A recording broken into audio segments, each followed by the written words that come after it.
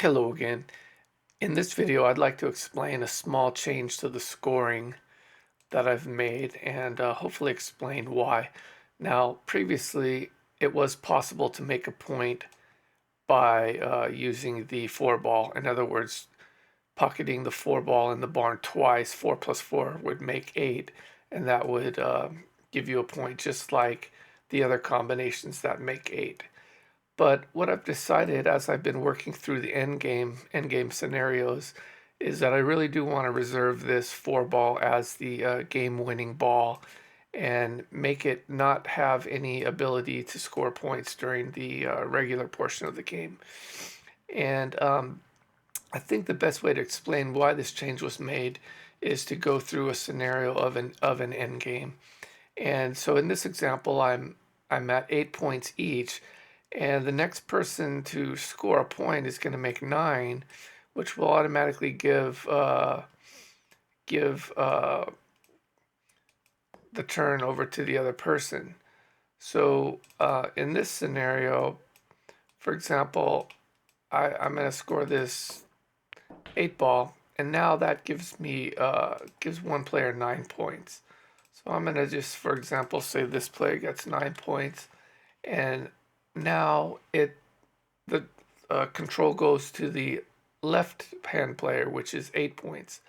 So um, this player will continue and could try to score points, but when they get 9 points, they're going to have to give control back to the other player.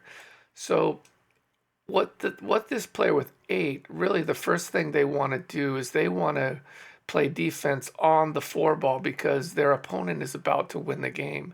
So really what I want is that this four ball, you've got to be able to hide this four ball without committing to it. In other words, I want to hide this four ball, but I don't want to work on a point by using 4 plus 4. I just want to hide it so the other player can't win.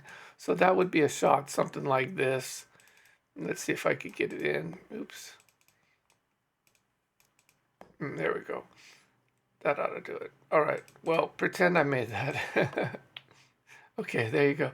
So now I do get to continue my turn. I have 8 points, and I'm worried about the player with 9 points. Now, if I lose my turn or give up my turn, that player would have an easy shot on that four ball. But since I've hidden it, I'm playing defense.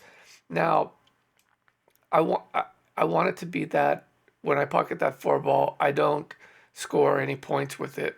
So I can't commit to the four or making a point with another four. And previously I had it to where that four ball would come out to the table automatically. So I've done away with that. You can't make a point with a four ball, and it's reserved only for the end game.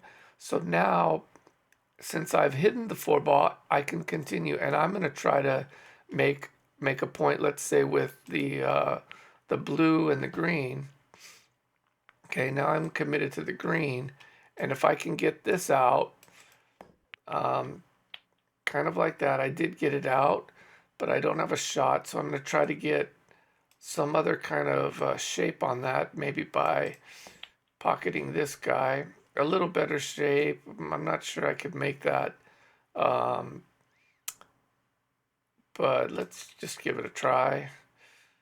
Okay, now I'm still at 8 points. I'm committed to that green, but the person with 9 points is taking over, and now he needs the pink four ball to win.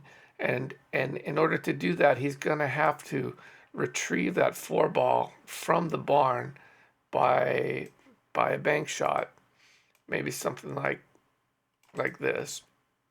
If I can make it, there you go. All right, so that is going to bring that four ball back out on the table, and he can continue working it and trying to win the game. So I think that's a much better end game scenario. It makes the four ball a special ball.